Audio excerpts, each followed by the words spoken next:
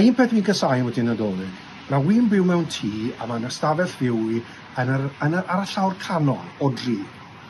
A fi'n eistedd fyna yn gwylio teledu, jwcos reit, a cloch o drws ffrant i mi. So mae'n rhaid i godi o'r ystafell fyw, cerdded yr hyd y landing, lawr y star, hyd y corridor, agor y drws ffrant, plant.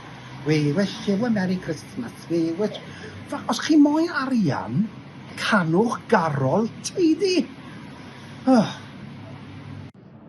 Fi'n credu beth fi'n rili caru am y Nadolig yw trafod prynu anrhegion i'r teulu i gyd, blodau chwiorydd, rhieni pawb, just joio trafod budget fel freelancer. Mae'n loads o hwyl cael trafod budget, prynu anrhegion i bawb ar gyfer y Nadolig, pan does dim gwaith gyda ti ac dim arian i prynu anrhegion. Ond mae'n rhaid i bawb sydd yn employed, wrth gwrs. Fi'n rili joio hwnna. Chymod be, un peth sy'n mynd ar y nerfau i am y Nadolig yw cino Nadolig. Nawr, dim y cino traddodiadol, chymod, ar blat, pryd, tri cwrs, salmon i ddechrau, wedyn y twrci a wedyn pwdin Nadolig ar y diwedd, wrth y modd gyda hwnna. Be wi ddim yn licio yw pan i chi mynd i rwle a maen nhw'n rhoi cino Nadolig i chi mewn rap. Llwch chi gredu hwnna? Cino Nadolig mewn rap. Rap tortilla. Wi jyst wedi cael un. A then ofnadw. Beth allai weid? Wi ddim moyn cael e byth to. Please, cadwch eich cino Nadolig mewn rap. Right? A rapwch e lan a twlwch e yn y bin sbwriel. Achos dyw e ddim i fi. Wi moyn cino Nadolig ar blat. Diolch yn fawr. Pantomeimia i oedolion. Nawr, adloniant i'r teulu cyfan yw pantomeim i fod. A mae pantomeimia oedolion, wel, dyn nhw ddim yn glefer a dyn nhw ddim yn ddoniol. Fi'n credu bod pantomeimia teuluol lot fwy clefer. Nawr, wedi gweld nifer o pantomeimia oedolion, a peidiwch meddwl bod fi'n prwd, achos fi ddim. Ond dyn nhw jyst ddim yn ddigri o gwbl. Allai enwi ambell un fel Jim Davidson, ond wi ddim yn mynd i enwi fe. Ond mae'r pantomimes na, please, peidiwch yn neud nhw. Ond mae yna ambell beth sydd yn cyffwrdd. Meddyliwch chi nawr, mi fydda i'n cael cino Nadolig, dydd Nadolig fan hyn gytre, y wraig a fi, a mi fydd pob un o'r plant a'i partneriaid a'r wirion yma. Ffain, gret, joio. Ond mae 3 ohonyn nhw'n vegans, a mae 2 yn vegetarian. Be chi'n neud? Be chi'n neud? Peth arall wedi Nadolig, anrhegion. Bobl yn prynu pants a sanau i fi. Diolch yn fawr bobl yn prynu pants a sanau i fi pan o'n i'n fach. Gen i gael botel o whisky na rhywbeth.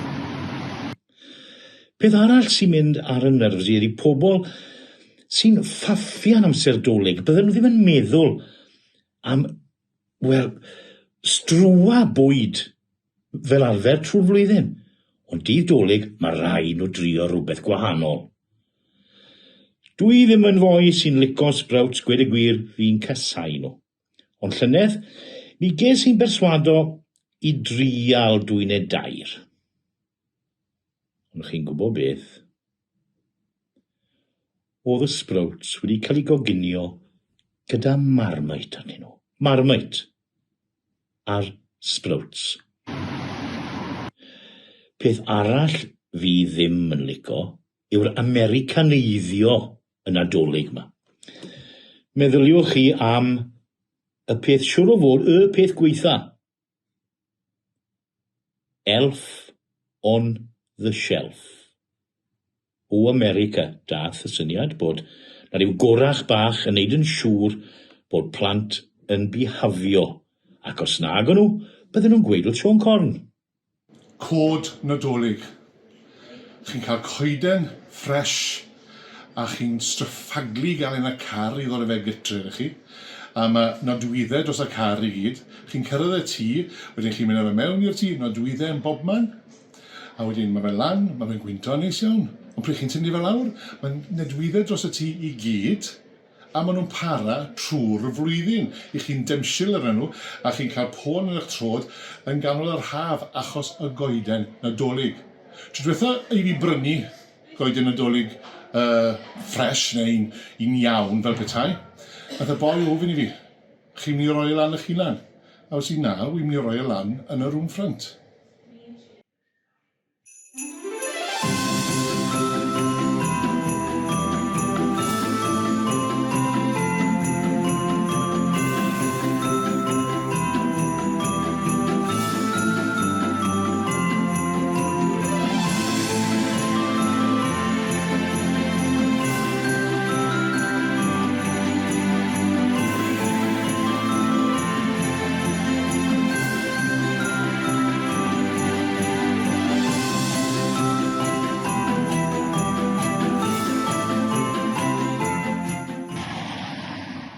Haw bloody haw.